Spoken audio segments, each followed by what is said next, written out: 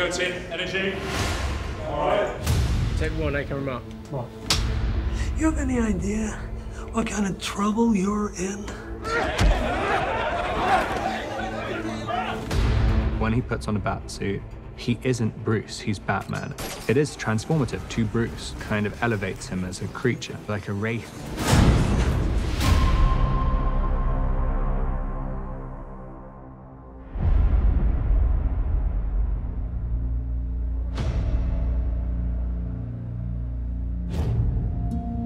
In some of the previous Batman comics, you find Batman jumping off a building, and miraculously the cape becomes like a hang glider, a huge kind of thing. You have to suspend your disbelief for a little bit for those moments. He can step off the edge of a building and he can glide down to safety. That presents a little bit of a problem in a movie like ours where we're trying to be super realistic and super grounded. So Matt's idea was that rather than it being like a rigid glider, maybe his cape and his suit could become a wingsuit. I wanted to sort of take it and ground it, and so I started looking at wingsuits. And I was like, oh, it'd be really cool if we could figure out a way to take the wingsuit and make it part of his suit. I wanted the audience to feel like, oh, I could be Batman. When I first met with the director in Los Angeles, he mentioned a scene in the movie where Batman escapes from the Gotham police station by jumping off the roof of this very tall building, and his cape and bat cowl turns into a wingsuit. What was important for him is he wanted to really feel that it was Robert Pattinson who was running off and jumping off the building, and we never left Robert until we landed on the street. In our movie, you will believe a man did fly, that this actually happened. Here's just a glimpse of a previs in an early stage, but just to give you the idea of what we're going for. We're gonna shoot it in a visual style that people accept as what is real based on YouTube videos. The idea is to get the kind of angles that you could get from GoPros.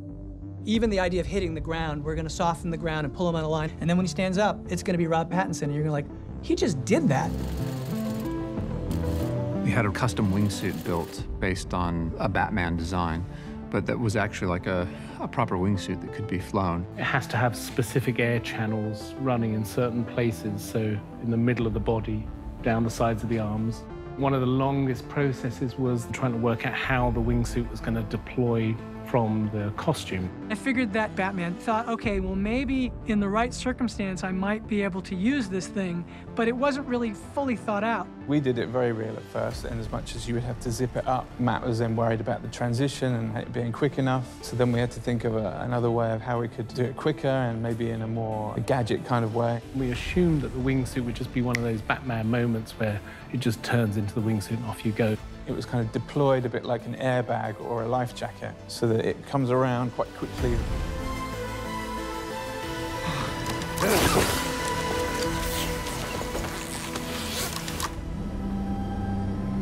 Originally, we wanted to actually hang a professional wingsuiter from a helicopter on a long line. We talked to a wingsuit specialist and stunt guy, and we wanted to do a real jump. But then we had the pandemic, we had other logistical challenges that made it so that that was no longer a viable plan. It was quite a challenge. What seemed like a really bright idea early on then turned into a massive headache about how to film it in a cinematic way. We couldn't change the style of our movie to suit that wingsuit. It had to flow through and it had to feel like it was all integrated.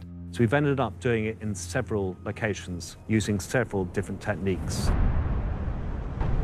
Batman, he's on top of a building, he's run up away from the police, and he gets into his wingsuit, he's just about to do the jump.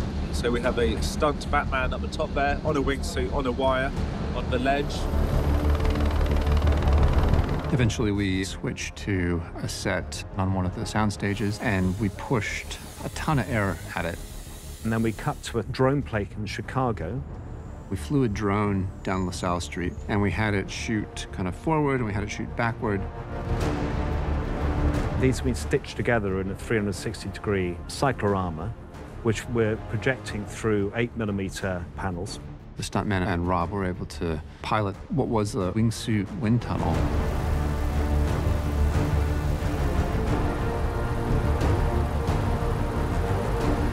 And then eventually we switched over to a backlot set. We had a stunt performer do a fairly big stunt where they rolled and tumbled With a wingsuit, your rate of descent is extremely fast.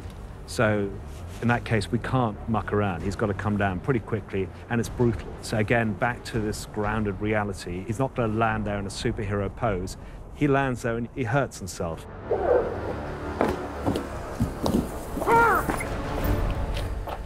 By the time that you get to the end of the scene, that you would say, like, oh my God, everything had to be sort of rough and visceral and hard, but also completely believable.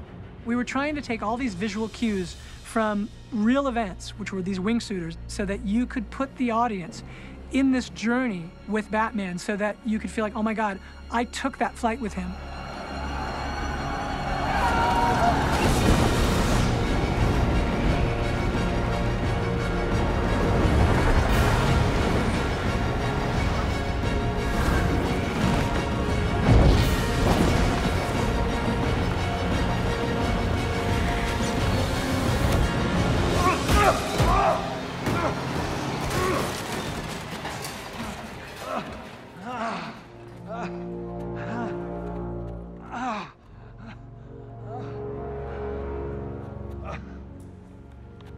Ah!